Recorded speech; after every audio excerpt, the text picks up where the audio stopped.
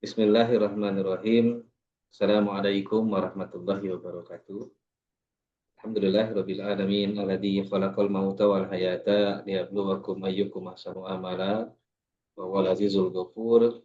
Asyhadu an la ilaha illallah wa la syarikalah wa asyhadu anna Muhammadan rasulullah alladzi la nabiyya ba'dah. Allahumma shalli ala sayyidina Muhammad wa ala ali sayyidina Muhammad.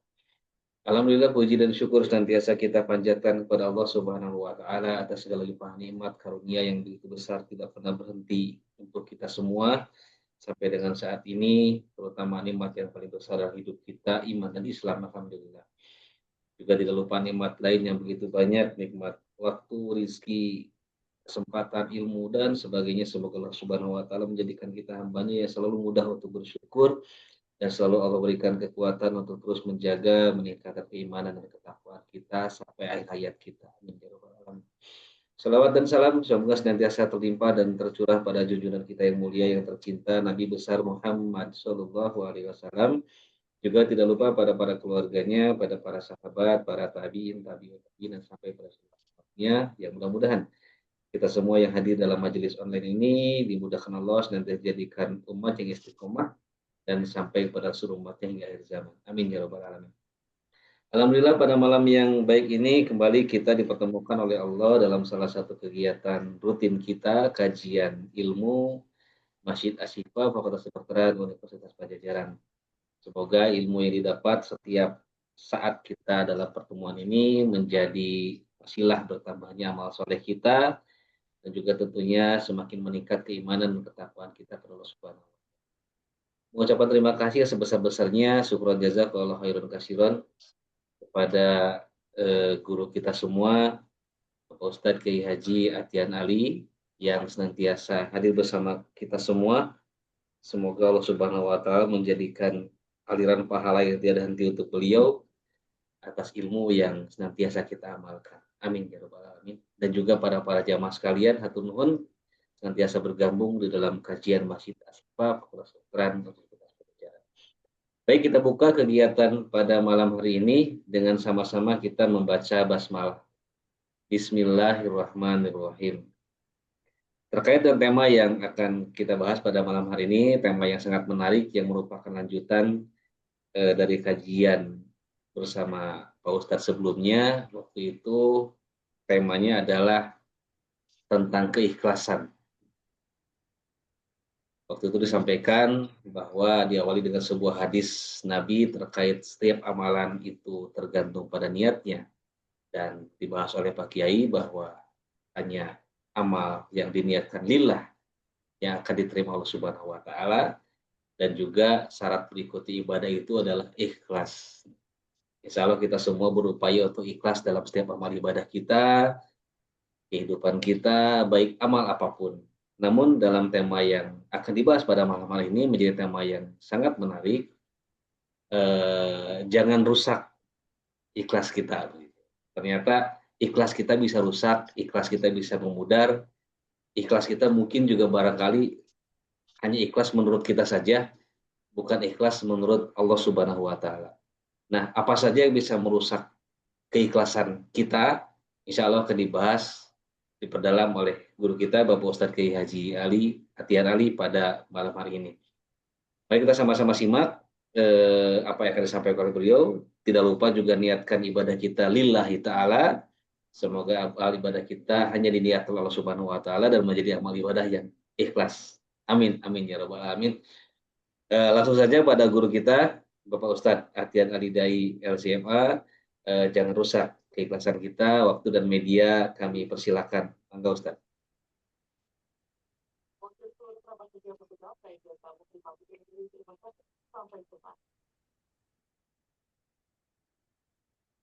Bismillahirrahmanirrahim. Assalamualaikum warahmatullahi wabarakatuh. Bismillah, alhamdulillah, wassalatu wassalam ala rasulillah wa ala alihi wa ashabihi wa mawala. Raditu billahi rabba wa bil islami din wa bi Muhammadin nabiyyan wa rasulullah. Bapak-bapak dan ibu-ibu hadirin rahimakumullah. Mudah-mudahan Bapak Ibu ada dalam kesehatan ya, dan mudah-mudahan kita masih tetap istiqomah untuk bisa berjuang di dalam menghadapi kehidupan ini di jalan yang diridhoi. Amin ya Allah ya Rabbal Alamin. Pada malam hari ini kita masih akan melanjutkan kajian kita tentang sesuatu yang sangat-sangat sangat menentukan apa apakah amal perbuatan kita itu diterima atau tidak oleh Allah Subhanahu wa taala.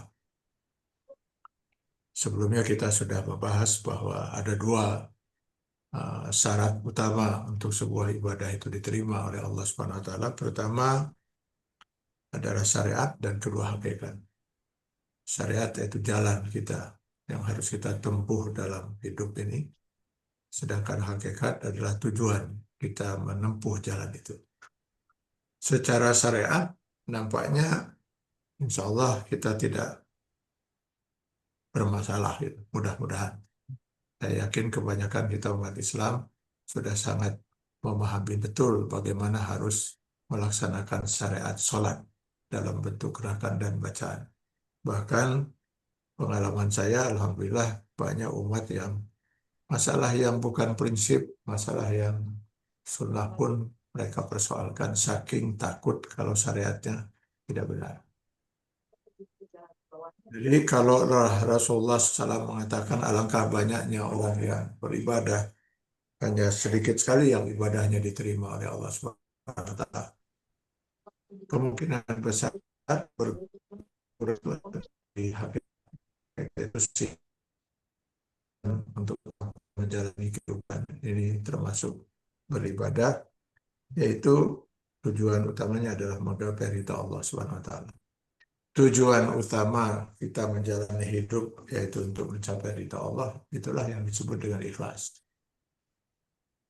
Karena ikhlas ini memang sangat menentukan amal ibadah seorang, karena memang Allah hanya memerintahkan kita untuk beribadah secara ikhlas. Wa ma umiru illa liya'budullaha mukhlishina lahuddin, Al-Bayyinah ayat 5. Maka luar biasalah perhatian para ulama terhadap masalah yang satu ini.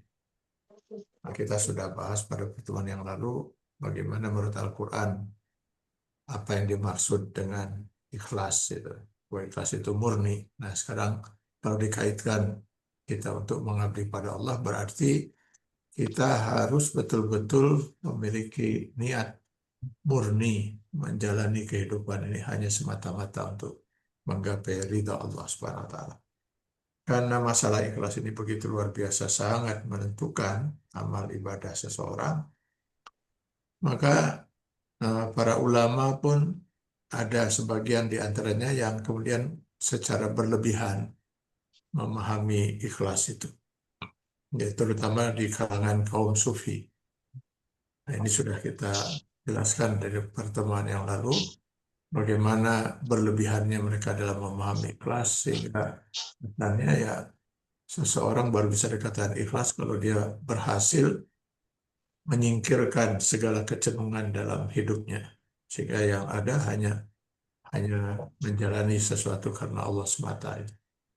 Dan ini tentu saja tidak bisa diterima oleh para ulama ahli fikih, dan bahkan Al-Quran dan sekian banyak hadis juga menyatakan bahwa definisi ikhlas seperti ini terlalu berlebihan, karena ya, untuk ikhlas beribadah kepada Allah bukan berarti kita harus menyingkirkan kecenderungan untuk mengejar kehidupan duniawi. Ya. Bahkan kehidupan duniawi itu juga adalah bagian dari ibadah kita yang harus kita lakukan semata-mata ikhlas mengabdi pada Allah Subhanahu wa taala. Saya kira itu yang ingin saya sampaikan sebagai mukadimah untuk bisa peserta yang mengikuti kajian malam ini memahami bahasan yang pernah kita bahas sebelumnya kalau di pertemuan yang lalu tidak sempat mengikuti. Pada malam hari ini kita ingin membahas apa saja yang sekiranya bisa merusak keikhlasan seseorang. Ya. Ini banyak ya. Salah satu ya yang kita akan bahas pada malam hari ini adalah hawa nafsu. Jadi keikhlasan tidak mungkin bisa menyatu dengan hawa nafsu yang tidak benar menurut Allah, di mana Allah menjadi tujuan hidup kita. Ya. Jadi eh, hawa nafsu sendiri diciptakan oleh Allah Subhanahu wa taala untuk kepentingan kita manusia. Ya, jadi tanpa hawa nafsu, kata Imam Al-Ghazali, mustahil kita bisa bertahan hidup. Inna nafsa khuliqat li faidatin. Nah, begitu Imam Ghazali menyatakan dalam kitab Ihya Ulumuddin, ya, bahwa hawa nafsu itu diciptakan oleh Allah adalah untuk kepentingan kita agar kita bisa bertahan hidup. Lau in kata as-sahwatu ta'am lahalakal insan. Jika seseorang itu tidak memiliki hawa nafsu makan, ya, apalagi tidak punya kecenderungan hawa nafsu minum, pasti manusia akan mati. Nah, apa yang mengikuti kajian ini pada umumnya para dokter, saya kira beliau-beliaulah yang bisa menjelaskan itu. Berapa hari kira-kira manusia bisa bertahan untuk tidak makan. Mungkin mungkin ini ya, saya dengar-dengar ada orang bisa bertapa tidak makan sampai sebulan gitu, ya. Mungkin juga itu bisa ya. Sehingga tubuh makan lemak-lemak yang ada di dalam itu, yang sudah numpuk misalnya. Tapi rasanya tidak mungkin manusia bisa bertahan untuk tidak minum dalam beberapa hari. Nah, nanti tolonglah para dokter saja yang menjelaskan itu. Gitu. Jadi hawa nafsu makan dan minum itu diciptakan oleh Allah ya untuk bisa kita menjalani kehidupan ini agar kita bisa bertahan hidup.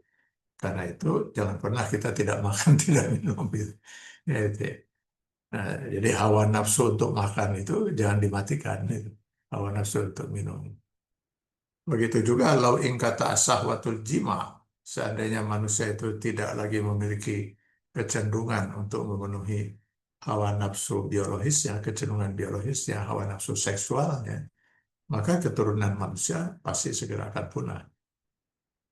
Kita bisa ada hakikatnya karena Allah, tapi syariatnya adalah karena keberadaan kedua orang tua kita. Andai kata orang tua kita dulu tidak mempunyai kecenderungan itu, ya secara syariat kita nggak akan pernah ada gitu. Dan andai kata kita juga tidak memiliki kecenderungan itu, maka keturunan keturunan kita pun nggak akan pernah ada. Jadi kecenderungan apa untuk memenuhi kebutuhan seksual, kebutuhan biologis itu adalah diciptakan juga Allah untuk kemaslahatan kita. Karena itu jangan pernah kita matikan kecenderungan itu. Yang ketiga, kata Imam Ghazali, lau in katal ghadab bil kuliah, andai kata manusia itu sudah tidak punya hawa nafsu amarah, manusia tidak akan bisa membela dirinya. Maka dia akan mati juga dizolimi oleh orang lain, disiksa oleh orang lain. Karena saya tahu bahwa orang lain itu sama dengan saya, kalau dizolimi dia pasti akan balik marah dan balik menzolimi. Karena saya tidak ingin dizolimi, dipukul orang misalnya, maka saya menahan diri untuk tidak memukul orang lain. Sehingga amanlah hidup kita ini.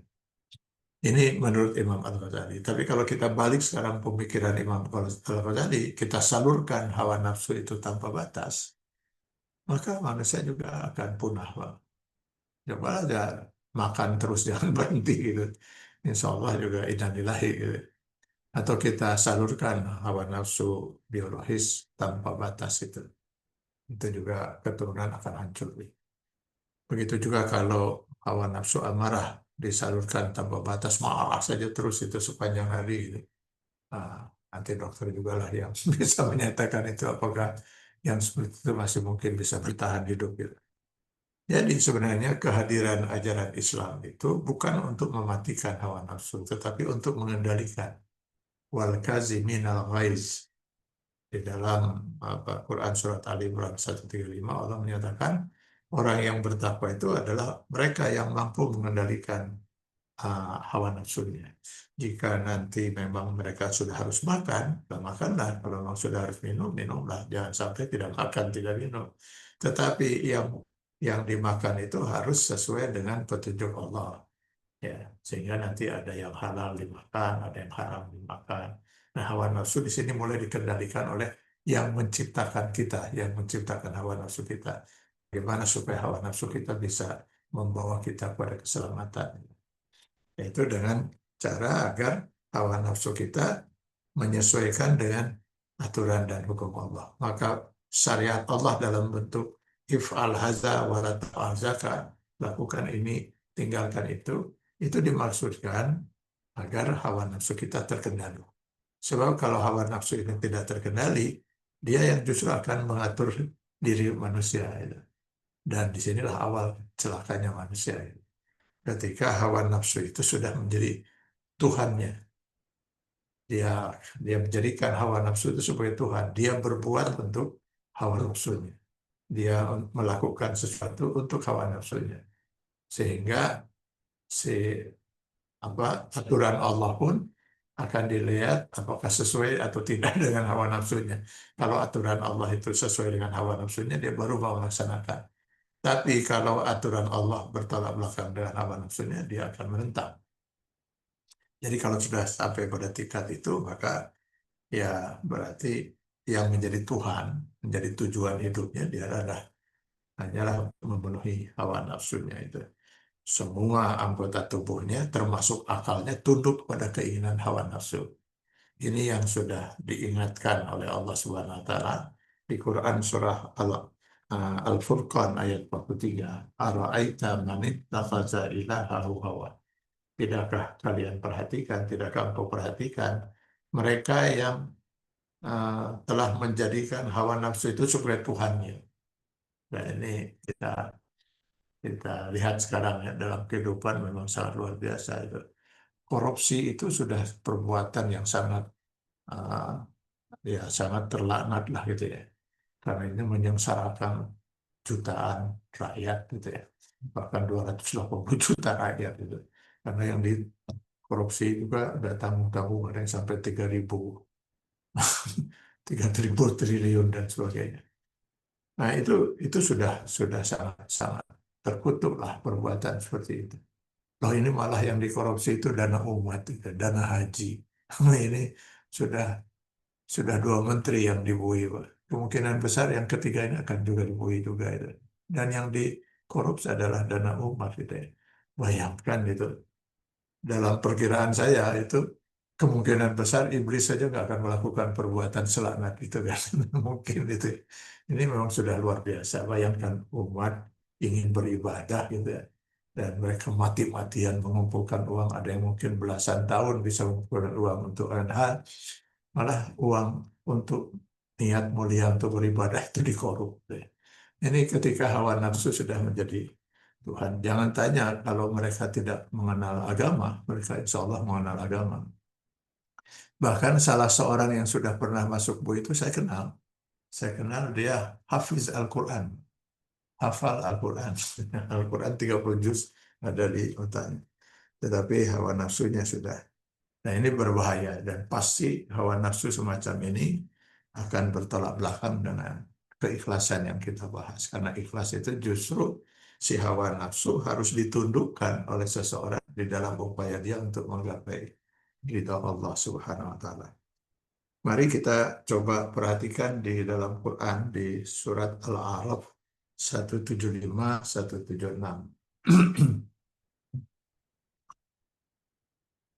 Di ayat 175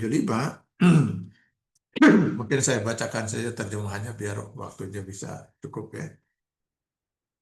Dan bacakanlah Muhammad kepada mereka berita orang yang telah kami berikan ayat-ayat kami kepadanya. Yaitu kepada kaum Yahudi, ya apa, Nasrani. Kemudian mereka melepaskan diri dari ayat-ayat itu. Artinya mereka tidak mau mengikuti, mematuhi ayat-ayat yang Allah turunkan, Al-Quran.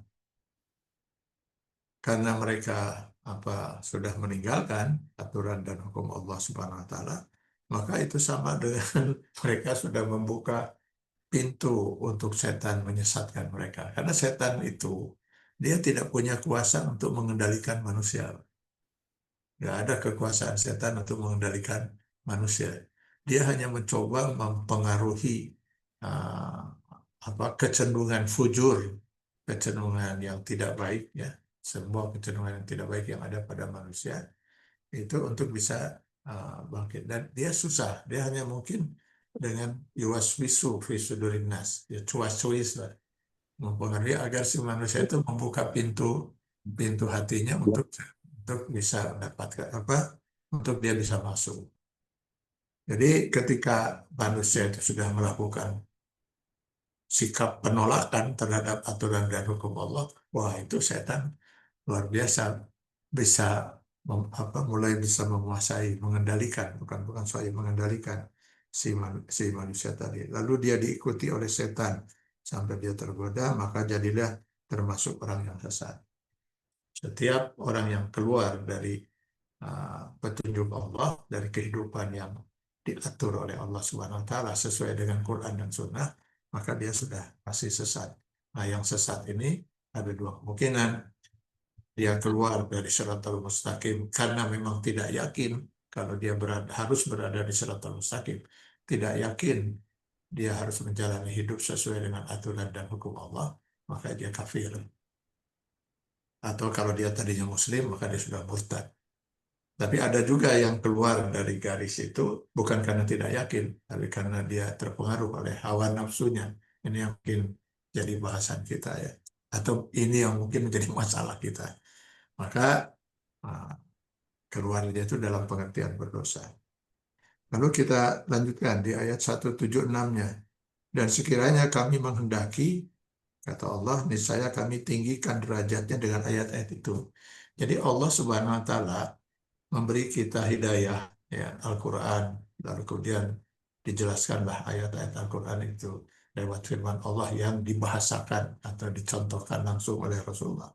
Al-Hadis itu dimaksudkan agar meninggikan derajat kita. Artinya mereka yang menjalani hidup sesuai dengan aturan dan hukum Allah, maka dia adalah manusia yang mulia, yang dimaksud dengan laqad khalaqnal insana fi ahsani taqwim. Jadi mulianya seorang manusia itu ketika dia bisa meniti kehidupan ini di jalan yang diridai oleh Allah Subhanahu wa taala. Nah, begitu dia keluar dari kehidupan yang diridai oleh Allah, maka dia akan turun derajatnya serendah-rendahnya. Ya, serendah-rendahnya. Laqad khalaqnal insana fi ahsani taqwim summa radadnahu asfala safilin. Yang dalam Quran surat Al-A'raf 179 mereka bahkan digambarkan kal an'am, tidak ubahnya binatang. Balhum adal, bahkan jauh lebih rendah daripada binatang. Begitu kan nanti kita lihat di Al-A'raf 176 ini. Seandainya kami menghendaki, bisa kami tinggal derajatnya dengan ayat itu, tapi dia cenderung pada dunia dan mengikuti hawa nafsunya. Cenderung pada dunia dalam pengertian kecenderungan pada dunia dengan menghalalkan yang Allah haramkan atau mengharamkan yang Allah halalkan. Artinya dia tidak mengikuti aturan dan hukum Allah, tapi mengikuti hawa nafsunya, gitu ya. Sehingga yang Allah haramkan dia lakukan, yang Allah halalkan malah dia haramkan. Maka perumpamannya seperti anjing. Ini luar biasa ya. Allah memberi misalnya. Jika kalian menghalaunya, nah, anjing itu kalau dihalau gitu, maka ia akan menjulurkan lidahnya. Dan jika kalau kalian membiarkannya, ya tidak dihalau gitu, dia tetap akan menjujurkan lidahnya juga gitu. Jadi akan berubah gitu ya. Mau diingatkan, mau tidak, dia akan tetap berjalan dengan hawa nafsunya. Itu digambarkan seperti anjing yang bagaimanapun dia tetap akan menjulurkan lidahnya. Nah, kenapa manusia cenderung untuk ketika manusia, maksud saya, cenderung untuk menuhankan hawa nafsunya, maka itu awal dari kekufuran. Kalau dia tadinya mukmin, maka itu awal dari kemurtadan. Nah, karena ketika seorang itu beriman, menyatakan keimanan kepada Allah, maka dia harus meyakini secara mutlak bahwa aturan Allah itu adalah aturan yang mutlak benar. Sehingga tidak boleh ada satupun ayat, apalagi lebih dari satu ayat, yang dikufuri atau ditolak. Jangankan ditolak, bahkan diragukan pun tidak boleh. Sehingga di awal Al-Baqarah kita diingatkan, Alif Lam Mim, Zalikal Kitabu la raiba fi. Zalikal Kitab, bukan Zalikal Ayat, gitu, atau Tilkal Ayat, gitu ya. Bukan, Zalikal Kitab, bukan ayat-ayat ini. Nah, tapi kitab tersebut. Nah, jadi Alkitab itu Al-Quran. Jadi Al-Quran itu seutuhnya 6.600 sekian itu ya harus diimani, nggak boleh ada yang diragukan, apalagi ditolak. Meragukan saja sudah gugur keimanan itu, apalagi menggugur. Maka ketika kalau kita baca itu di dalam kisah Bani Israel ya, terutama di zaman Nabi Musa misalnya, Bani Israel ini kan bangsa yang luar biasa sangat bandelnya, sangat bandel sekali itu, bangsa yang paling susah diatur gitu, ya. Jangankan diatur oleh manusia, diatur oleh Allah saja susah sekali diaturnya itu. Bahkan kalau mereka, jadi karena kenapa? Karena mereka sudah betul-betul menjadikan hawa nafsu itu sebagai Tuhannya. Seperti ketika mereka sudah tidak punya alasan lagi untuk tidak beriman kepada Allah, maka mereka menyatakan pada Nabi Musa alaihissalam, wahai Nabi Musa, sekarang kami akan beriman pada Allah dan kami siap untuk mengikuti aturan dan hukum Allah. Tapi sepanjang aturan dan hukum Allah itu sejalan dengan hawa nafsu kami. Kembali lagi hawa nafsunya yang jadi Tuhan itu. Jadi nanti kalau ada aturan dan hukum Allah yang tidak sejalan dengan hawa nafsu kami, maka kami tidak akan mengikuti aturan dan hukum Allah itu. Jadi siapa kalau gitu Tuhan mereka? Ya tetap hawa nafsunya. Artinya mereka hanya mengikuti aturan Allah jika aturan Allah itu sejalan dengan hawa nafsunya.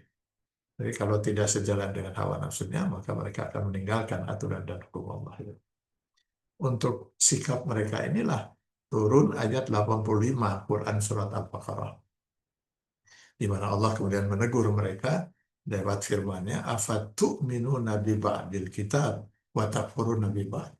Adakah dengan demikian kalian hanya akan mengimani sebagian aturan Allah yang sesuai dengan hawa nafsu kalian, lalu mengkufuri sebagian aturan Allah yang lain? Tidak bisa, kata Allah. Terima, yakini, jalankan aturan dan hukum Allah sepenuhnya, atau tidak sama sekali. Ada dalam kamus iman itu istilah rada mukmin atau rada kafir itu. Keimanan dia harus utuh itu. Nggak boleh 99% beriman, 1% kafir itu. Jadi ini kadang-kadang di masyarakat sudah ini kan, iman katanya kadang-kadang naik dan turun. Yang naik dan turun bukan kualitas, tapi bukan kuantitas, tapi kualitas keimanan. Kalau kuantitas nggak bisa, dia harus utuh mengimani Allah secara utuh, mengimani aturan Allah secara utuh gitu. Bahwa kemudian kita belum mampu menjalankan apa yang kita imani, ya misalnya dia beriman sholat itu wajib, tapi kadang-kadang suka malas, nah itu masuknya dosa. Jadi kalau sudah tidak mengimani aturan sholat ya kufur. Saya sedih itu kalau melihat kenyataan sekarang ini. Banyak orang yang sholatnya rajin, malah sudah melaksanakan ibadah haji, malah umrohnya sudah sekian kali, saum sunnahnya rajin, berpakaian jilbab. Pernah hadir menemui saya 3 orang wanita berpakaian jilbab, 2 lagi laki-laki. Lalu mereka minta arahan pada saya agar bisa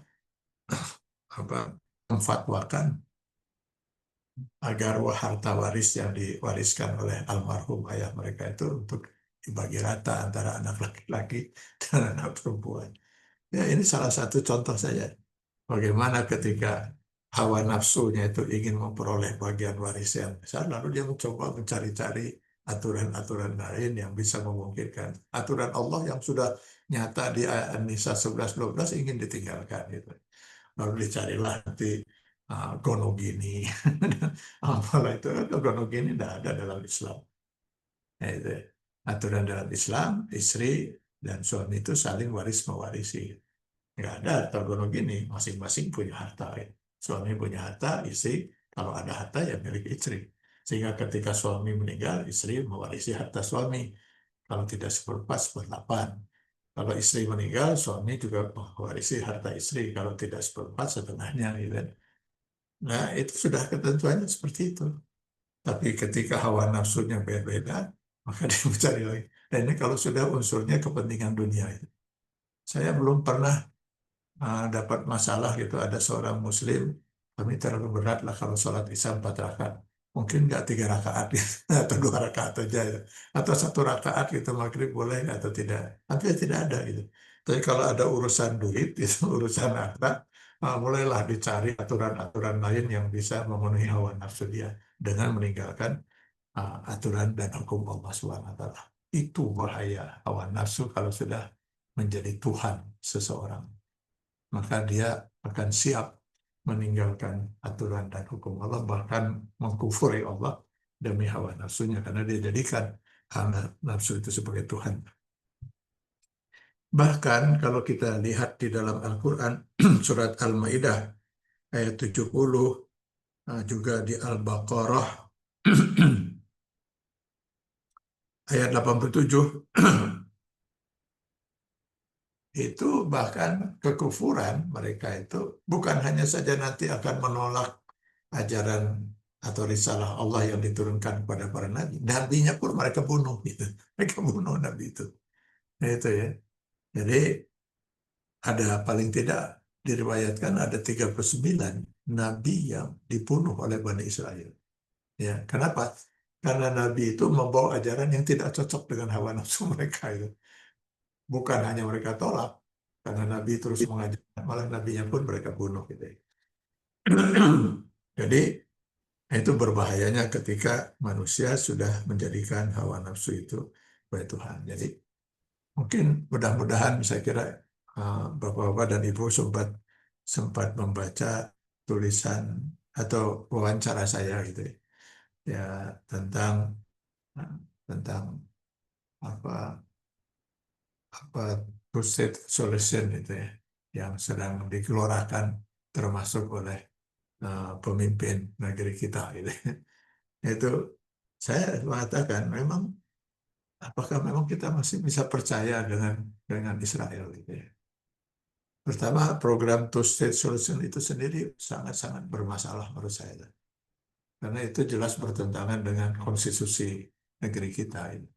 Undang-Undang Dasar 45 jelas menyatakan bahwa kita menentang segala macam bentuk penjajahan, bahwa semua negara di dunia ini berhak untuk hidup merdeka. Jadi harusnya kita menentang penjajahan Israel, bukannya malah melegitimasi, melegalisasi Israel untuk menguasai tanah jajahannya. Dan celakanya, kalau berpegang pada tanah jajahan yang dikuasai oleh Israel sekarang, itu hampir 80% tanah Palestina yang mereka kuasai sekarang. Jadi kalau kemudian mau dilakukan dua negara itu, kemungkinan Palestina hanya dapat 20% dan 80% akan dikuasai oleh Israel sebagai penjajah. Kalau itu kemudian menjadi solusinya, ini sangat aneh sekali. Sangat aneh sekali, melehalkan penjajahan. Bahkan memberi hak pada penjajah untuk menguasai tanah jajahannya. Logikanya, kalau memang seperti itu, mestinya mungkin negara Indonesia tahun 1945 dibagi tiga, Pak. Dibagi tiga bersama dengan Belanda dan Jepang. Dan Belanda mungkin lebih berhak dari Israel. Israel baru menjajah Palestina hanya puluhan tahun, 40-an, nggak sampai itu. Sementara Belanda menjajah Indonesia 350 tahun itu lebih berhak, gitu ya. Dan ini tentu akan menjadi apa presiden buruk di kemudian hari karena negara-negara yang kuat akan berusaha menjajah negara yang lemah untuk kemudian setelah dijajah beberapa puluh tahun, akhirnya solusinya dibagi dua lah gitu. Ini, lalu kemudian perjanjian, ada perjanjian yang sedang ditawarkan oleh Donald Trump, itu 21 poin itu. Yang perjanjian yang terasa sangat aneh-aneh itu poin-poinnya itu ya itu. Jadi untuk kembali membela para penjajah atau penjajah dari Israel. Dan kalaupun perjanjian itu ada sedikit menguntungkan, siapa yang bisa menjamin bahwa Israel itu akan memenuhi perjanjian? Mereka nggak peduli, Bang. Nggak peduli dengan solusi PBB, mau berapapun solusi dikeluarkan oleh PBB, mereka nggak peduli. Mereka jalan saja dengan hawa nafsu mereka itu.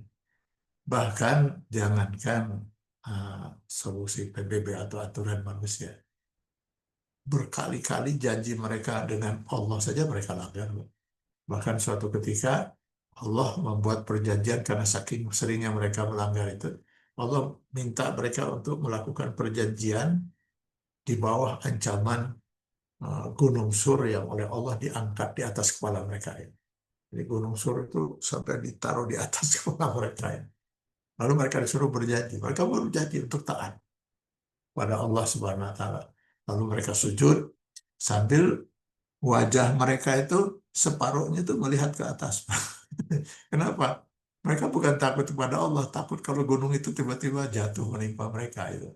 Sehingga sampai sekarang itu orang-orang Yahudi itu kalau sujud wajah mereka separuh ke atas. Nah, itu sejarahnya dulu. Nah, setelah perjanjian Allah dengan bersama kepada Allah dengan gunung Sur di atas kepala mereka. Kemudian setelah itu apakah mereka penuhi janjinya? Tidak, Pak. Jadi ini bangsa yang memang nggak bisa dipegang janjinya itu karena mereka kapan punya peluang untuk bisa melampiaskan hawa nafsunya ya mereka akan penuhi itu dan mereka tidak peduli mau kecaman mau laknat mau apapun mereka tidak peduli jangankan dilaknat oleh manusia bahkan dilaknat oleh Allah mereka tidak ada masalah. Lu'ina Bani Israel ala lisan Daud wa Isa bin Maryam bahkan pernah dilaknat menjadi memiliki atau mewarisi sifat-sifat kerak dan babi itu saking bandelnya mereka dilaknat oleh Allah. Dilaknat oleh Allah saja mereka tidak masalah, apalagi hanya dilaknat dan dikutuk oleh manusia. Yang membuat mereka takut hanya satu, kekuatan.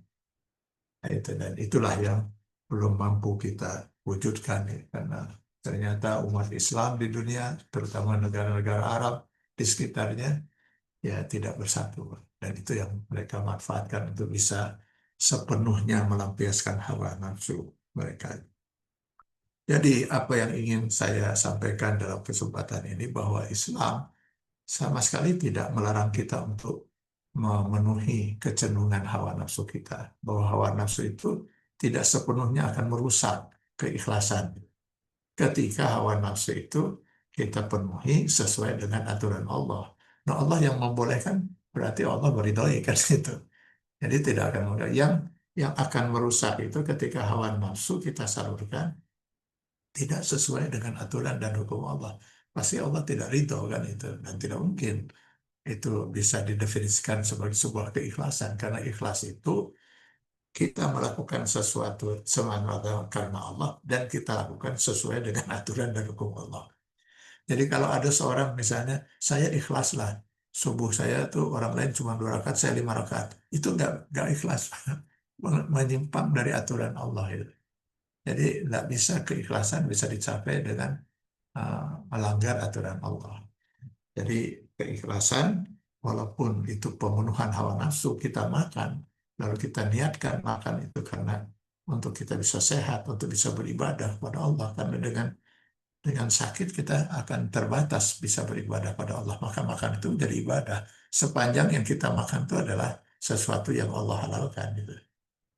Nah itu ya. Jadi nanti kita akan bahas itu pada waktu kita membahas masalah ria itu ya. Nah, masalah dia, masalah apakah setiap detik hidup kita ini bisa bernilai ibadah? Apakah makan itu ibadah? Apakah kita minum itu ibadah? Apakah marah itu ibadah? Semua akan bisa jadi ibadah itu. Asal apa kita melakukan itu karena Allah dan sesuai yang kita lakukan itu sesuai dengan aturan dan hukum Allah Subhanahu wa taala. Dengan demikian maka si hawa nafsu itu bukan dimatikan, tapi hendaknya tetap dipenuhi, disalurkan hawa nafsu itu oleh masing-masing, asal dia ada dalam bimbingan hidayah Allah Subhanahu wa taala. Coba kita lihat di Quran surah Al-Qasas ayat 50. Wa man adallu mimman ittaba'a hawahu bighairi hudam minallah, bighairi hudam minallah. Mereka orang-orang yang sesat itu karena hanya mengikuti hawa nafsunya bertolak belakang dengan petunjuk dari Allah Subhanahu wa taala. Jadi yang jadi yang bisa menyelamatkan itu ketika hawa nafsu itu jadi sejalan dengan aturan dan hukum Allah. Di dalam sebuah hadis Rasulullah SAW mengatakan salasun muhlikat. Ada 3 yang bisa menghancurkan atau membinasakan seseorang di mata Allah Subhanahu wa taala. Yang pertama adalah kekikiran yang menguasai diri. Jadi kalau kikir sekali-sekali sih belumlah terus nomor itu celaka. Tapi kalau kekikiran itu sudah betul-betul menguasai diri, nah itu dia betul-betul sudah terkuasai oleh hawa nafsunya. Kemudian yang kedua adalah hawa nafsu yang diikuti, artinya yang tadi hawa nafsu sudah menjadi Tuhannya, gitu ya. Jadi dia siap melanggar semua aturan Allah dan siap meninggalkan yang diperintahkan, siap melakukan yang dilarang, siap untuk mengkufuri aturan dan hukum Allah karena demi hawa nafsunya. Yang ketiga, wa ijabul mar'u binafsihi. Nah, terlalu seorang itu begitu luar biasa mengagumi dirinya sendiri. Saking dia kagum dengan kemampuan akalnya, maka dia tidak mau menerima aturan Allah pun yang tidak sejalan dengan hawa nafsunya. Ini bisa berbahaya betul ya. Dan banyak sekali orang-orang yang merasa pintar gitu, merasa dia seorang cendekiawan, masyarakatnya sudah memberi gelar dia sebagai seorang cendekiawan, lalu dia merasa belum cendekiawan kalau bisa belum mengatik-ngatik ayat Al-Quran atau mempersoalkan firman Allah atau bahkan mengkritisi, bahkan menolak ayat-ayat Allah yang tidak sejalan dengan hawa nafsunya. Bapak-bapak dan ibu-ibu yang saya hormati, ya ini mengingat waktu kita, saya mencoba loncat aja ini dari bahasan kita kepada bagaimana upaya kita untuk mengatasi hawa nafsu ini. Di dalam Al-Quran, Allah membagi hawa nafsu manusia itu pada 3 bagian, Pak. Yang pertama, ya hawa nafsu yang disebut ammaratun bisu. Ini bisa kita, Bapak Ibu, temukan di Quran. Surat Yusuf ayat 13. Inna nafsa la ammaratun bisu illa ma rahimah rabbi. Ini jadi, ini hawa nafsu yang tadi yang kita bicarakan dari awal tadi itu, yaitu dia sudah dikuasai dirinya itu oleh hawa nafsu yang tidak baik. Jadi nafsu fujurnya yang muncul, sementara kecenderungan takwanya tidak muncul gitu. Jadi dia sudah betul-betul dikendalikan hidupnya itu oleh kepentingan hawa nafsu. Dia hanya berbuat untuk hawa nafsu. Dia hanya berpikir untuk kepentingan hawa nafsu. Dia hanya mau melakukan sesuatu hanya kalau itu bisa memenuhi hawa nafsu. Dan dia siap untuk melanggar aturan apapun, mau aturan manusia, bahkan aturan Allah, dia siap melanggarnya kalau itu bertolak belakang dengan hawa nafsunya. Ini sudah pasti celaka manusia seperti ini. Yang kedua adalah nafsu yang dikenal nafsu lawamah. Ini bisa dibaca di Quran surat Al-Qiyamah ayat 2. Wala uqsimu bin nafsil lawamah. Nah, ini mungkin kebanyakan kita manusia, Pak. Pada umumnya kata Imam Al-Ghazali, ini apa, kebetulan saya ingat pada pernyataan Imam Al-Ghazali gitu, bahwa kebanyakan kita manusia itu ada di sini. Jadi hawa nafsu yang terkadang dia menang, kadang-kadang kalah, Pak. Dia terus dalam peperangan, Pak. Hawa nafsu dengan kecenderungan fujur, dengan kecenderungan takwa. Kecenderungan fujur ini kecenderungan yang negatif semua, Pak. Kecenderungan untuk kafir, untuk berbuat maksiat, berbuat zolim, berbuat khianat, dan macam-macam lah yang tidak baik semua. Ada lagi kecenderungan takwa dalam diri manusia itu. Kecenderungan untuk beriman, untuk beramal saleh, berbuat adil, berbuat bijaksana, dan sebagainya. Yang positif aja. Maka kalau yang amaratun bisu itu hanya ini yang muncul, ya Pak, kecenderungan buruknya itu, kecenderungan jahatnya itu. Kalau yang nafsu lawamah, dia berperang, Pak. Kadang-kadang nafsu ini yang menang, kadang-kadang ini yang menang, ini yang kalah itu. Kadang-kadang dia berbuat baik, kadang-kadang dia bisa berbalik berbuat jahat dan sebagainya. Nah, pada umumnya manusia ada dalam peperangan ini sampai dia mencapai sakratul maut. Nah, disitulah nanti setelah di akhirat Allah akan menghisab dia itu berapa kemenangan dia dan berapa kekalahan dia, berapa kehidupan dia yang menjadi ibadah dan berapa yang kemudian menjadi dosa gitu. Kemungkinan besar kata Imam Ghazali kebanyakan manusia ada di sini gitu. Dan yang ketiga ya yaitu uh, nafsul mutmainnah, jiwa yang tenang itu kalau mau terjemahannya. Ini bisa dilihat di Quran surat Al-Fajr ayat 27. Ya, nanti jiwa-jiwa yang seperti inilah yang akan dipanggil oleh Allah Subhanahu wa taala di Quran surat Al-Fajr itu, ya ayat Tuhan nafsul mutmainnah irji'i ila rabbiki radiyatan mardiyah. Wahai pemilik jiwa yang tenang mutmainnah, kembalilah kepada Tuhanmu. Aduh, bahagia betul disambut oleh Allah kedatangan ini. Nah, ini orang-orang yang betul-betul jiwanya, hawa nafsunya, dirinya betul-betul sudah lurus, Pak, dalam Shiratal Mustaqim, di dalam segala yang dia lakukan semuanya dia niatkan semata-mata untuk mencari ridha Allah Subhanahu wa taala dengan mengikuti aturan dan hukum Allah. Mudah-mudahan jemaah yang berkumpul sekarang ini yang ikut dalam kajian kita ini, mudah-mudahan semuanya sudah memiliki jiwa yang mutmainnah, nafsul mutmainnah. Mudah-mudahan. Dan mudah-mudahan kita juga saat nanti meninggalkan alam dunia ini dalam keadaan seperti itu. Dalam keadaan seperti itu sehingga kitalah yang diseru nanti oleh Allah, ya ayat Tuhan nafsul mutmainnah irji'i ila rabbiki radiyatan mardiyah. Nah, masalahnya sekarang bagaimana kita bisa, kalau tadi peperangan ya, mungkin kalau kita berada ya dalam peperangan, terus bagaimana kita bisa memenangkan perang itu? Kemenangan ini bisa akan kita lakukan apabila uh, kita bisa mengendalikan. Nah, saya kembali lagi pada istilah mengendalikannya, karena ini istilah juga yang dipergunakan oleh Allah dalam firman-Nya di Al-Imran 135 tadi.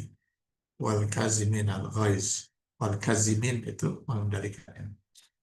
Jadi kalaulah hawa nafsu yang luar biasa menguasai manusia itu, kita ibaratkan dengan katakanlah banjir yang deras itu, dan kita takut betul banjir yang sedang deras mendekati komplek atau rumah kita, nggak bisa kita tahan, Pak, nggak bisa kita tahan banjir yang deras itu, agar tidak menghancurkan rumah rumah tinggal kita. Itu saya kira sia-sia saja kita mau menahannya bagaimana.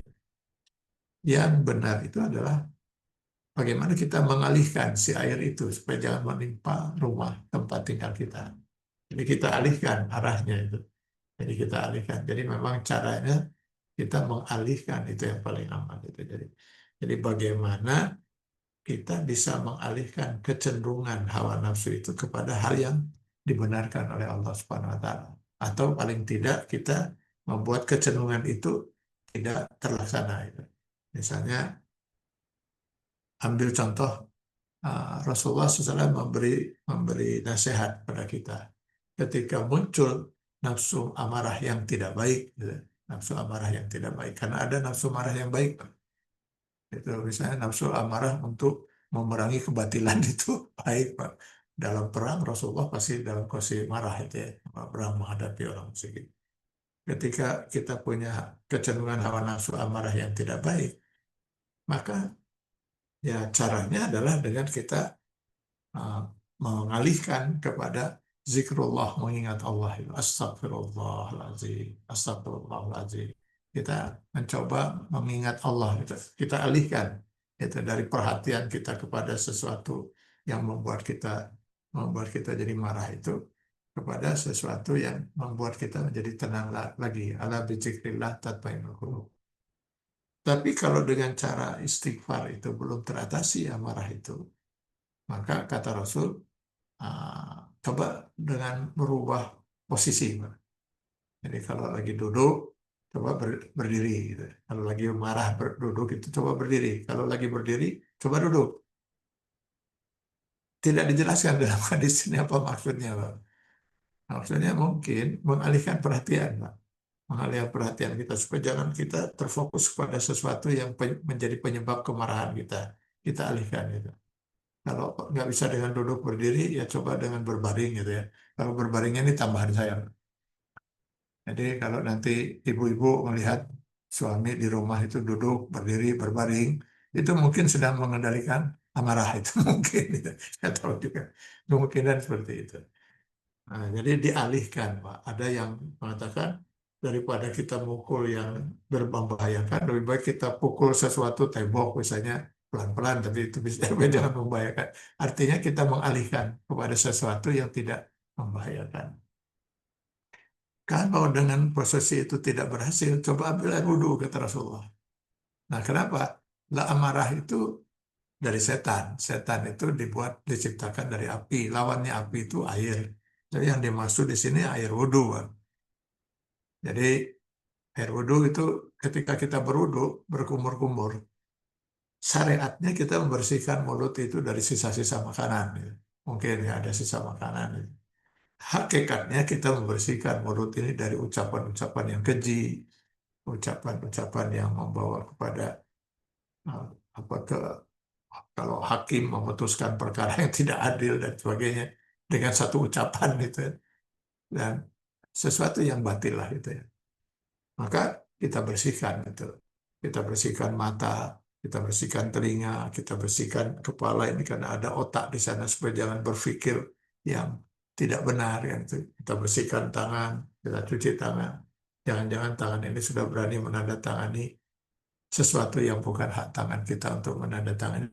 Kita cuci kaki, jangan-jangan dia sudah melangkah ke jalan yang Allah tidak ridho. Itu hakikat wudhu. Dengan dia berwudhu, dia akan kembali lagi ingat kepada Allah sehingga amarah itu akan terkendali, akan turun itu rasa amarah. Tapi kalau dengan berwudhu juga nggak bisa teratasi juga amarah itu, kata Rasul, cobalah sholat. Sholat sunnah misalnya kalau nggak ada sholat fardu. Sholat sunnah apa? Ya bisa sholat sunnah syukur wudhu, bisa juga sholat sunnah mutlak gitu. Karena dengan sholat kita kembali ingat pada Allah Subhanahu wa taala sehingga kita mampu mengendalikan amarah itu. Tapi kalau dengan sholat pasti juga belum terkendali, wah ini memang ada masalah besar yang ada di orang itu. Oh, sudah susah itu mungkin sudah masalahnya sudah betul-betul terkuasai, terjajah oleh hawa nafsunya. Jadi itu upaya yang pertama kita untuk bisa apa mengendalikan hawa nafsu. Yang kedua yaitu bagaimana kita berusaha untuk menghidupkan kecenderungan takwa dan uh, membuat tidurnya kecenderungan fujur yang ada dalam diri kita, yang ada dalam Quran surat Asy-Syams bisa dibaca di As-Syams 7 sampai dengan 10 bahwa ada dua kecenderungan kan. Nah, si kecenderungan takwa ini jangan dirusak oleh perbuatan-perbuatan yang apa, maksiat gitu ya. Karena dengan kita berbuat maksiat, meninggalkan yang wajib, lalu melakukan yang haram, terus-menerus, sehingga si takwa ini, apa, kalau kita ibaratkan si kecenderungan takwa itu sebuah lingkaran itu jiwa seseorang, apabila dia terus-menerus berbuat maksiat, dia meninggalkan sholat, sudah ada satu titik nukta hitam. Lalu dia meninggalkan kewajiban yang lain. Lalu dia berkhianat, titik hitam lagi, terus titik hitam. Gitu. Ketika itu terus dilakukan, maka si jiwa itu akan terliputi oleh sesuatu yang hitam. Gitu. Dari mulai tadinya titik-titik, Pak. Makin banyak yang tertutup. Gitu. Ini yang oleh Al-Quran diistilahkan dengan rona. Nanti Bapak Ibu bisa baca di Quran surat Al-Mutaffifin ayat 14. Kalla barrona ala kulubihim maka yaksibun. Nah itu sudah kalau sudah hitam, sudah meliputi seluruh jiwanya, nah dia sudah rona itu. Sudah sangat susah sekali untuk ketemu oleh hidayah. Maka jangan pernah kita sebagai orang tua membiarkan anak itu malas untuk beribadah, biarkan nanti juga sadar sendiri. Jadi ini makin makin hitam dia, makin hitam kalau sudah rona sudah susah ini. Kok susah sekali ya anak ini disuruh sholat saja. Karena dulu memang sudah kita biarkan itu. Jadi jangan pernah kita biarkan si diri kita itu terliputi oleh oleh ini sudah muncul ya. Kalla barrona ala qulubihim maka yaksibun. Rona itu tadi ketika si jiwa seseorang yang tadinya bersih itu jadi tertutup gara-gara setiap perbuatan maksiat itu menjadi nuktah hitam, titik hitam di di jiwa seseorang itu. Makin banyak dia sudah makin membuat dia tertutup oleh. Nah, itu sudah susah sinar hidayah untuk masuk itu. Nah, itu ya. Nah, caranya adalah seperti itu ya. Jadi makanya begitu kita berbuat maksiat, meninggalkan kewajiban, melakukan yang haram, segera kita bertobat. Itu sebabnya kenapa di Al-Imran 133 itu Allah menyatakan wasari'u ila maghfirah. Bersegeralah menuju ampunan Allah. Bersegera. Bersegera. Jangan dibiarkan nanti numpuk titik-titik hitamnya. Bersegera. Kalau kita segera bertobat dan taubat kita diterima oleh Allah, Allah segera akan menghapus entah itu. Sehingga bersih lagi itu. Selamanya akan bersih. Bersih Allah akan hapus. Karena Allah bukan hanya saja Maha Pengampun, tapi Dia Maha Penghapus dosa. Maka kenapa kita sering berdoa, Allahumma innaka afuwwun karim. Afun itu menghapus, menghapus sesuatu sampai tidak meninggalkan bekas. Kalau saya menulis di whiteboard gitu ya, saya tulis-tulis kemudian saya hapus, itu nggak bisa dihindari ada bekas tulisan kita masih terlihat gitu ya. Berbeda kalau saya menghapus di apa di HP misalnya atau di komputer di delete itu tulisan itu kan nggak ketika kelihatan bekas tulisan itu betul-betul nggak kelihatan. Nah itu afun itu. Kalau Allah sudah mengampuni dosa seseorang maka dihapus dia sampai tidak meninggalkan bekas sehingga tidak ada bedanya si orang yang berbuat dosa itu dan orang yang berbuat dosa, Pak. Orang dengan orang yang tidak pernah berbuat dosa maksud saya dia sama-sama bersih gitu. Kalau Allah sudah mengenal. Maka salah satu cara kita untuk supaya jangan hawa nafsu itu menguasai diri kita, keikhlasan kita menjadi terhambat kepada Allah, jangan biarkan kecenderungan takwa itu menjadi rona gitu.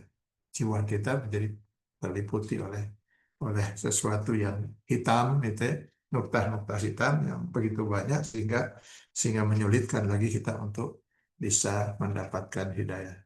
Yang terakhir, yang mungkin upaya kita yang bisa kita lakukan adalah bermuhasabah.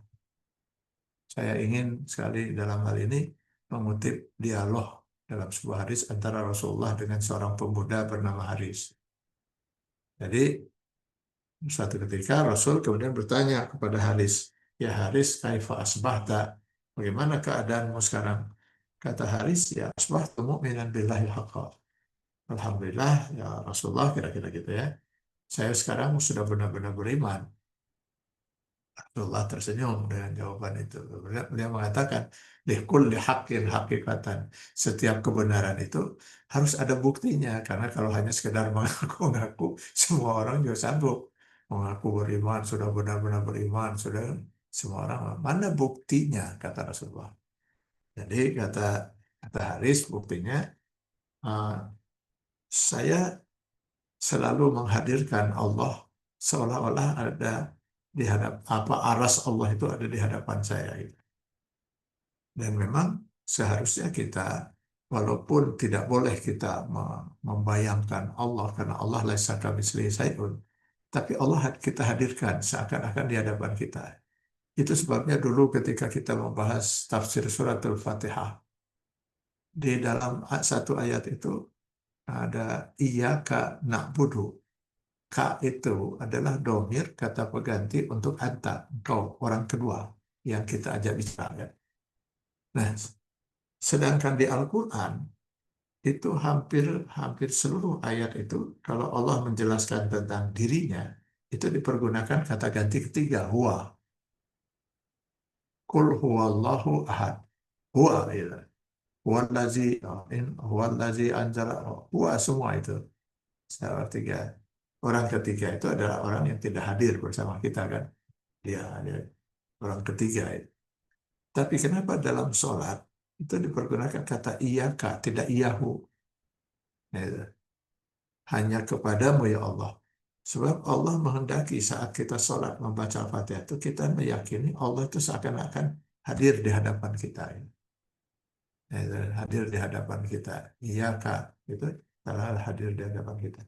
Maka mau di waktu sholat maupun tidak, harusnya kita hadirkan Allah itu ada di kita gitu. Sehingga Allah menyatakan wa nahnu aqrabu ilaihi min hablil warid, kami bisa dekat dengan seorang lebih dekat daripada orang itu dengan lewat lehernya sendiri. Jadi Allah harus harus hadir bersama kita. Nah, ketika hadir bersama itu bukti keimanan saya. Saya selalu menganggap Allah itu dan setiap saya ingin melakukan sesuatu, lalu saya hadirkan juga kata kata Haris ini. Seakan-akan surga dan neraka juga ada di hadapan kita, berhadapan saya, kata Haris. Lalu saya lihat uh, bagaimana nikmatnya orang-orang ahli surga itu menikmati surga, sebagaimana yang digambarkan di Al-Quran maupun dalam hadis, dan bagaimana tersiksanya orang-orang di neraka itu merasakan azab neraka jahanam. Maka kemudian saya bertanya, apakah yang saya akan lakukan itu akan membawa saya ke surga atau malah ke neraka itu? Kalau membawa ke surga, baru saya lakukan. Kalau ke neraka, saya tinggalkan. Itu hakikat keimanan saya Rasulullah. Mendengar jawaban Haris ini, Rasul langsung memeluk pemuda Haris ini dan menepuk pundaknya sambil mengatakan, sudah benar prinsip imanmu itu Rasul. Nama Haris, pegang itu selamanya, pasti kamu selamat dunia akhirat. Jadi mungkin itu salah satu di antara kita, sebelum kita berbuat itu kita bertanya, apakah yang akan saya lakukan ini diridhoi oleh Allah sehingga bisa mengantarkan saya bahagia dunia akhirat?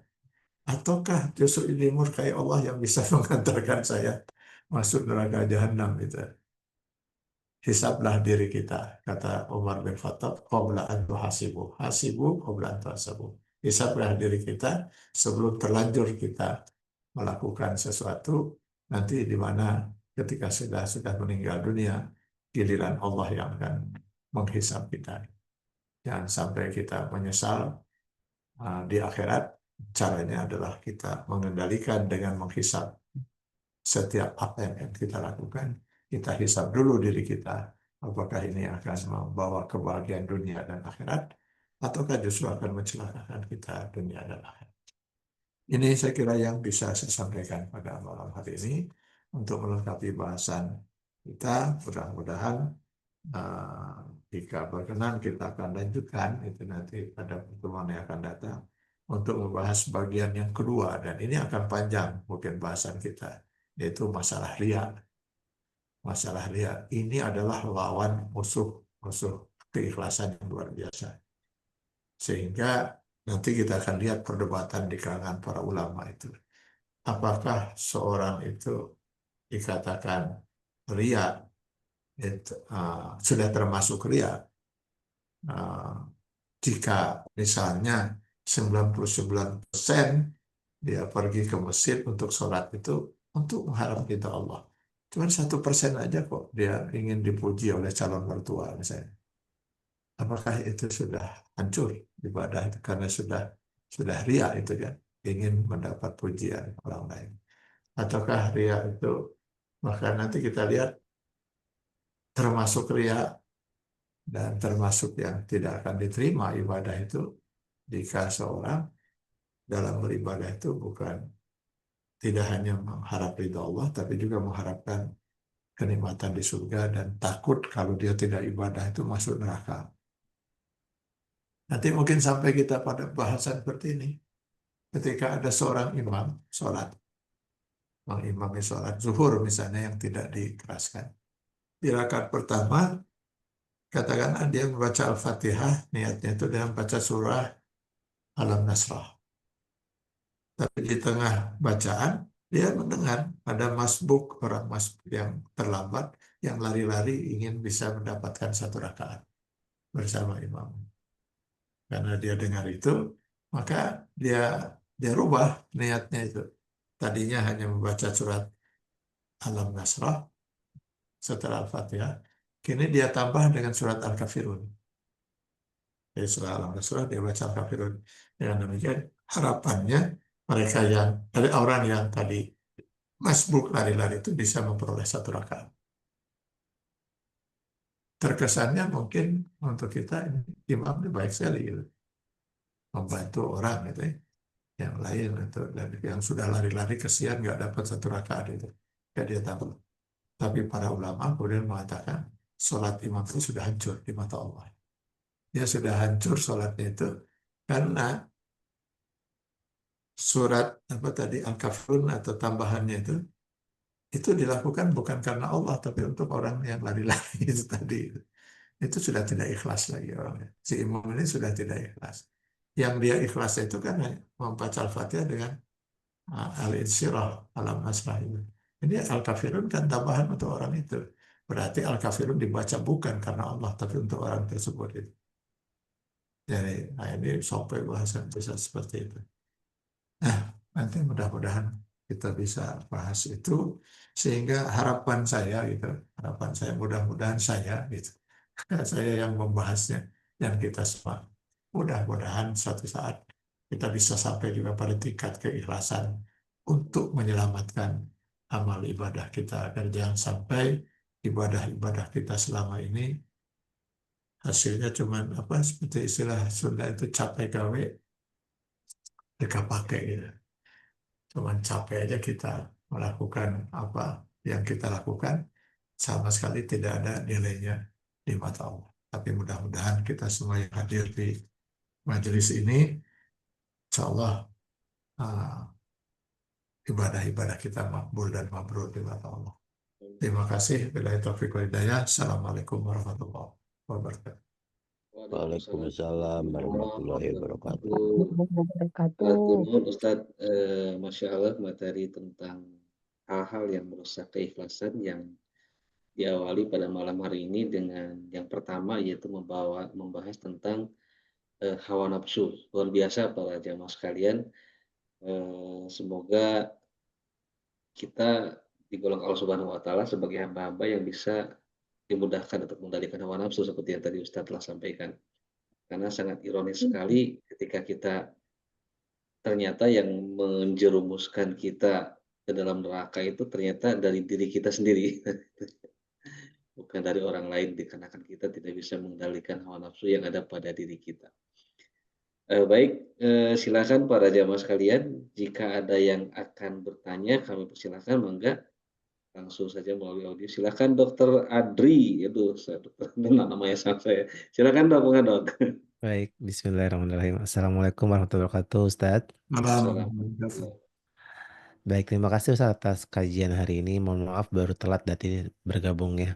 Tadi ada menarik soal taubat. Sebenarnya apakah ada tanda, bisa dibilang tanda pasti atau tanda-tandanya lah orang itu taubatnya diterima Ustadz. Karena kan rasanya begitu mudah setelah berbuat dosa kita bertobat, berbuat dosa kita bertobat. Tapi sebenarnya apakah ada tanda-tandanya taubatnya diterima Ustadz? Agar hati terasa lebih tenang gitu Ustadz. Demikian Ustadz. Wassalamualaikum warahmatullahi wabarakatuh. Malam. Ini orang bertanya apa tanda?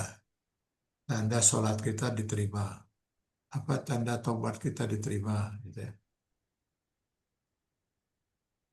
Lalu kalau dikatakan tidak ada nanti petunjuk dalam Al-Quran apa ciri-ciri yang pasti gitu. Mereka bertanya kenapa harus tidak ada ciri-ciri itu gitu. Sehingga kita jadi pegangan. Allah Maha tahu sifat kita manusia. Andai kata kita yakin tobat kita itu diterima, sudah diterima, berarti kita nol, Pak. Maka kita siap besok lusa mungkin untuk berbuat maksiat lagi gitu. Iya Karena juga. nah, itu. Jadi sesuatu itu kenapa dirahasiakan oleh Allah Subhanahu wa taala? Ya karena Allah Maha tahu kita manusia makhluk ciptaan itu bahwa kita punya sifat seperti itu. Andai kata sholat kita yakin sudah diterima, berarti dosa kita sudah terhapus. Andai kata saum Ramadan kita sudah diterima, saum Ramadan kemarin, berarti seluruh dosa kita selama hidup itu sudah dihapus oleh Allah sesuai dengan janji Allah dalam hadisnya. Mungkin di tanggal 1-2 Syawal kita sudah mulai berani berbuat maksiat. Termasuk juga ada pertanyaan seperti ini ya, kenapa Allah harus rahasiakan ajal kita? Kenapa sih nggak dijelaskan aja oleh Allah bahwa kamu akan meninggal di usia 80 tahun misalnya, 81 tahun, 11 bulan, eh, 11 hari, 11 menit, 11 detik. Gitu ya. Kenapa nggak dijelaskan? Supaya kita punya persiapan itu. Ini berkaitan dengan sifat Allah yang Maha Pengampun itu. Jadi andai kata seorang itu tahu bahwa dia akan meninggal dunia pada usia 81 tahun, 11 bulan, 11 hari, 11 menit, 11 detik, maka sampai usia 81 tahun, 10 bulan, dia berbuat maksiat saja sebanyak-banyaknya, Pak. Tinggal nanti sebulan lagi, dia ambil air wudhu, masuk masjid, dan keluar-keluar di sana tobat aja gitu. Jadi semua ini memang dirahasiakan oleh Allah Subhanahu wa taala. Walaupun supaya kita bisa merasa yakin ya, walaupun tidak sampai hakul yakin, diberilah oleh Allah syarat-syaratnya. Syarat tobat untuk diterima oleh Allah itu dia harus sadar, menyesal. Seperti sadar dan menyesalnya Adam dan Hawa. Ya sadar Allah saya sudah melanggar. Saya menyesal Allah. Nah buktinya apa menyesal? Nah, maka muncul syarat berikutnya. Dia berazam. Berazam itu artinya bertekad, bukan hanya niat. Jadi niat yang disertai dengan apa tekad itu bulat bahwa dia tidak akan mengulang lagi perbuatan dosa itu. Kemudian dia memperbanyak istighfar dan berbanyak zikir. Nah, ini mungkin yang bisa menjadi ciri ya. Ciri dia bertobat. Bahwa di Quran surat Al-Furqan 70-71 itu kehidupan si orang yang bertobat itu harus lebih baik dibanding sebelum dia bertobat. Illa man taba wa amana wa amila amalan salihah wa man taba wa amila salihah. Jadi kalau ada orang setelah dia bertobat tuh menjadi sangat soleh, betul dia sudah bertobat insya Allah. Dan insya Allah tobatnya diterima oleh Allah Subhanahu Wa Taala. Nah, kira itu. Masya Ya. Allah. Begitu Jazakallah Dr. Adib. Ustadz. Jazakallah. Ya, berarti tadi kalau di garis bawahi kita fokus kepada syarat-syaratnya begitu Dr. Adib. Ya. Insya Allah. Dan memang Ustaz dalam pertanyaan yang memiliki konteks yang sama itu ada juga di bulan Ramadan itu ciri-ciri seseorang sudah mendapatkan Lailatul Qadar. Ada juga yang seperti itu saja. Lalu ada juga ciri-ciri seseorang itu dicintai Allah itu harta kekayaannya banyak. Ada juga Ustaz yang seperti itu, Masya Allah. Dan itu juga memang sudah pernah dibahas oleh Ustaz pada kajian-kajian sebelumnya bahwa itu ternyata adalah sebuah ujian. Baik, jamaah sekalian silakan apakah ada pertanyaan lagi? Kalau tidak ada, saya mencoba pertanyaan dari saya, Ustaz. Izin Ustaz, ada sebuah hadis yang memang dalam beberapa bahasan dikatakan itu tidak sahih, tetapi itu banyak digunakan. Terkait dengan ucapan Nabi Muhammad SAW ketika selesai berjihad dalam sebuah perang, katanya ada jihad yang lebih besar daripada ini, gitu. Yaitu para sahabat bertanya, jihad apa? Kata itu jihad melawan hawa nafsu. Tapi itu sangat relevan dengan pembahasan kita yang luar biasa tentang hawa nafsu bisa menggelincirkan kita dari apa namanya dari apa tidak diterima oleh Allah Subhanahu Wa Taala ya dalam urusan keikhlasan begitu. Dan yang ingin saya tanyakan terkait dengan status hadis itu dan relevansinya dengan bahasan kita itu yang pertama Ustaz. Terus yang kedua juga yang ingin saya tanyakan Ustaz, tadi kan yang dibahas itu terkait dengan hawa nafsu saat kita tidak bisa mengendalikan diri dalam urusan maksiat. Bagaimana dengan hawa nafsu ketika kita berat untuk melaksanakan ibadah Ustaz? Misalkan sholat tahajud gitu ya, kadang itu melaksanakan sangat berat atau sholat yang dinanti-nanti barangkali Ustaz. Apakah itu juga termasuk kita tidak dapat mengendalikan hawa nafsu? Mohon penjelasan Ustaz. Ya, hadis itu memang diragukan oleh banyak ulama, tapi kenapa kok banyak dipergunakan itu?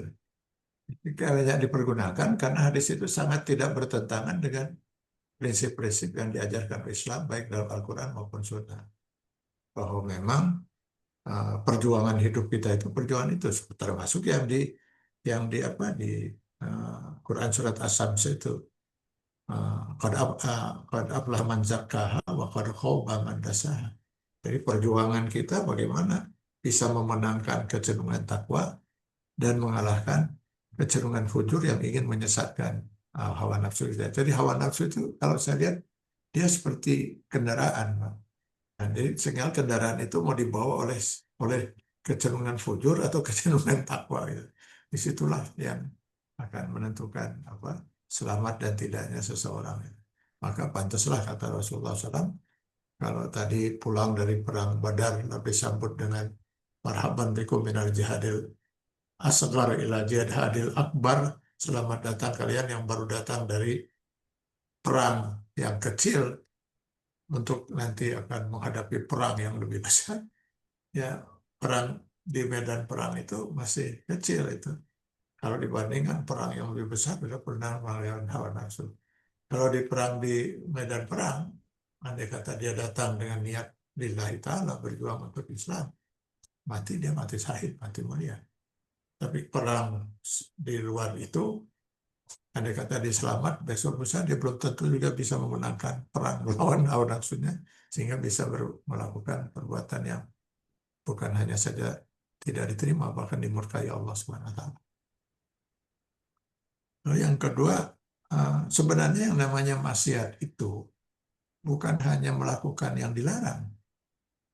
Jadi maksiat itu termasuk ketika meninggalkan yang diperintahkan. Itu maksiat.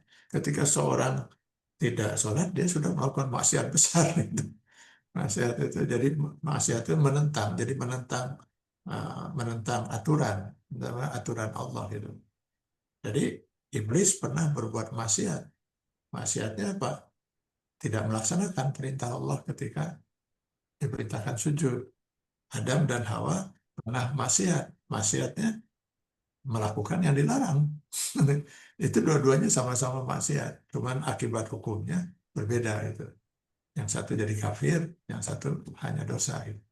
Kenapa? Karena iblis maksiatnya itu karena merasa menyatakan bahwa Allah sudah salah dalam membuat aturan, dia kufur. Sedangkan Adam dan Hawa maksiatnya itu dia melanggar di tengah-tengah keimanannya. Jadi semua itu maksiat. Nah sama dengan ibadah. Banyak orang mengartikan ibadah itu identik dengan melaksanakan perintah sholat, umrah, haji, bersedekah, menolong orang. Itu ibadah. Ya itu memang ibadah. Tapi ibadah itu termasuk juga karena meninggalkan yang dilarang. Jadi ketika ada seorang punya peluang untuk korupsi, lalu dia tidak korupsi, dia sudah beribadah. Dia sudah beribadah. Ketika orang itu misalnya punya peluang untuk membunuh, lalu dia tidak jadi membunuh, maka dia jadi ibadah. Jadi setiap melakukan perintah atau meninggalkan yang dilarang.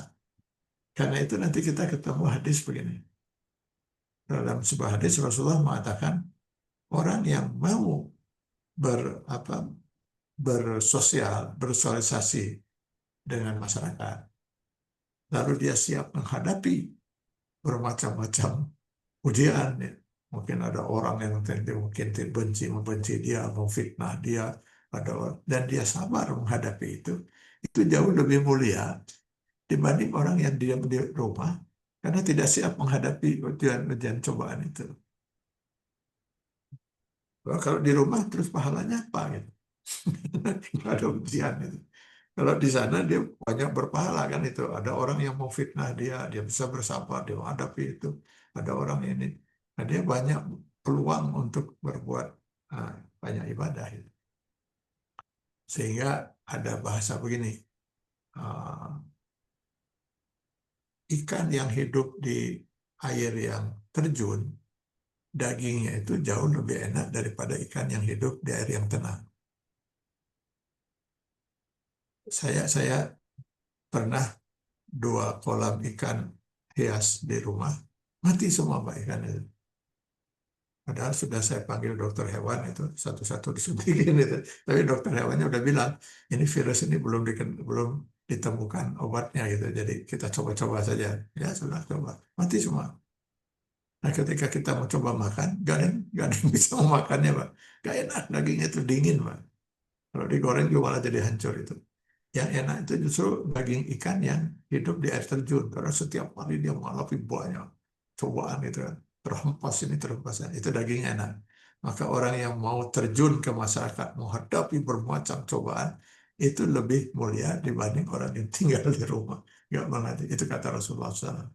Ya kalau di bulan Ramadan ada orang mengatakan ini, bahwa tidur di bulan Ramadan itu ibadah. Ya betul. Tidur orang yang beribadah itu di sore hari misalnya, itu ibadah. Kalau dia keluar itu malah berbuat dosa. Lebih baik tidur. Tapi kalau dia bisa keluar menghadapi bermacam cobaan yang bisa memancing batalnya saum dia, dan dia mampu, itu jelas dapat ibadah. Kalau tidur ibadahnya cuma apa itu ibadah? Ibadahnya karena tidak melakukan perbuatan. Kalau itu kan dia banyak perbuatan. Jadi apa hawa nafsu itu yang harus kita kendalikan, itu hawa nafsu baik untuk melanggar yang dilarang maupun hawa nafsu untuk kita tidak melakukan yang diperintah. Itu juga sama-sama harus kita kendalikan, dan itu sama-sama ketika kita tidak berhasil mengendalikannya, sama-sama maksiat di mata Allah Subhanahu wa taala. Masya Allah, hatur nuhun Ustaz penjelasannya. Baik, jamaah sekalian silakan, apakah masih ada pertanyaan? Kita masih ada satu pertanyaan barangkali untuk sebelum ditutup kegiatan pada malam hari ini, mangga.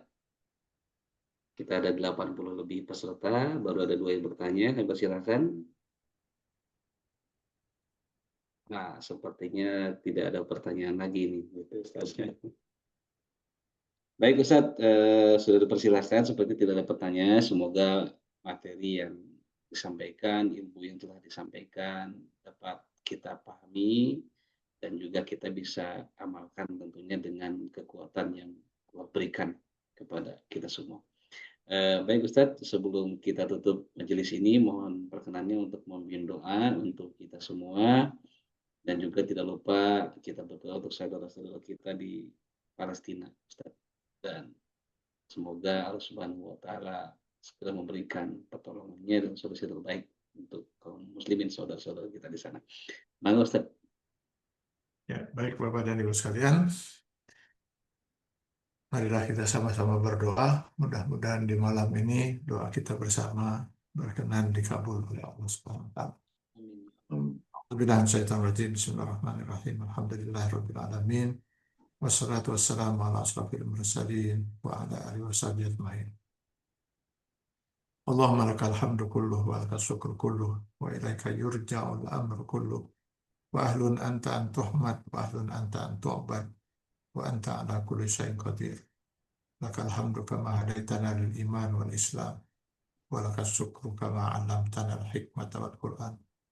Lakal hamdu katsira wa lakal syukru katsira.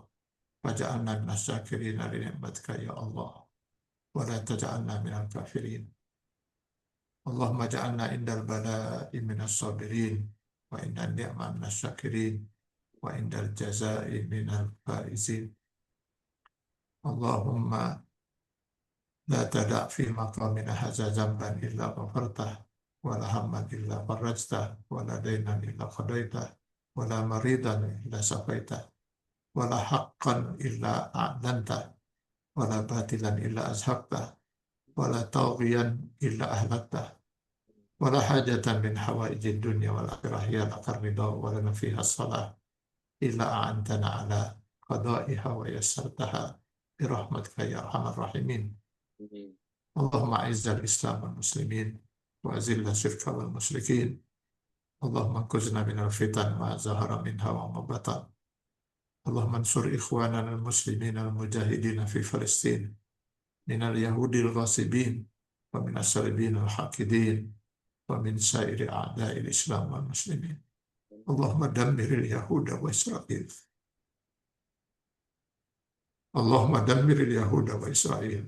Allahumma dammiril yahuda wa isra'il wa satit samlahum wa farrik jamahum. Allahumma inna alaika bihim fa innahum la yu'jizunaka ya zal jalali wal ikram. Allahumma wahidis sufufal muslimin wa sabbit aqdamahum wa anzilis sakinata fi qulubihim. Allahumma jama' qulubal muslimina fi kulli makan. Ya sami'ad du'a ya zal jalali wal ikram. Rabbana atina fid dunya hasanah wa fil akhirati hasanatan wa qina azaban nar. Wadkhilna jannata ma'al abrar. Ya Aziz, Ya Ghaffar, Ya Rabbal Alamin. Allahumma innaka qulta wa qawluka al-haqqul mubin. Ud'uni astajib lakum. Allahumma inna hazihi du'a wa minka al-ijabah wa la hawla wa la quwwata illa billahi al-'aliyyil 'azim. Subhana rabbika rabbil 'izzati amma yasifun wa salamun 'alal mursalin Walhamdulillahi Rabbil Alamin. Amin ya Allah. Amin. Terima kasih Ustaz. Doanya untuk kita semua, semoga Subhanahu jabah kita semua pada ini. Baik para jamaah sekalian, kita sudah tiba di penghujung kegiatan. Semoga ilmu yang kita dapat pada malam hari ini Allah berikan rezeki berupa pemahaman yang mendalam kepada kita semua, dan kita diberikan kemampuan untuk bisa mengkonversi setiap apa yang kita dapat menjadi sebuah amal soleh dan meningkatkan iman dan takwa kita kepada Allah Subhanahu wa taala. Sebagai informasi, insya Allah pada hari-hari yang akan datang sebagai pemateri, insya Allah adalah Dr. Dani Erlangga, spesialis bedah, dan informasi beliau sempat lama bertugas di Gaza, dan insya Allah akan menyampaikan kepada kita bagaimana perjalanan beliau di sana selama bertugas, dan semoga apa yang akan beliau sampaikan memberikan manfaat untuk kita semua. Semangat untuk kita semua untuk terus peduli dan terus memberikan pertolongan untuk saudara-saudara kita di Palestina. Semoga jamaah sekalian bisa menghadiri kembali kajian pada hari Aceh. Baik Ustaz, terima kasih atas ilmu yang sampai pada malam hari ini, dan juga para jamaah sekalian hatur nuhun atas kehadirannya, dan semoga Allah Subhanahu wa taala jadikan pertemuan kita pertemuan yang diterima amal ibadah Allah Subhanahu wa taala, dan juga semoga kita pada malam hari ini menjadi wasilah juga kelak menjadi berkumpulnya kita di surganya Allah Subhanahu wa taala. Amin ya Allah. Amin. Baik, insya Allah kita bertemu kembali pada hari-hari yang akan datang, dan kita tutup kegiatan pada malam hari ini dengan doa kifaratul majelis bersama-sama. Subhanallah wa bihamdika Subhanallah. asyhadu an la ilaha illa anta astaghfiruka wa atubu ilaik. Alhamdulillah rabbil alamin, billahi taufiq wal hidayah. Assalamualaikum warahmatullahi wabarakatuh. Waalaikumsalam Waalaikumsalam warahmatullahi warahmatullahi wabarakatuh.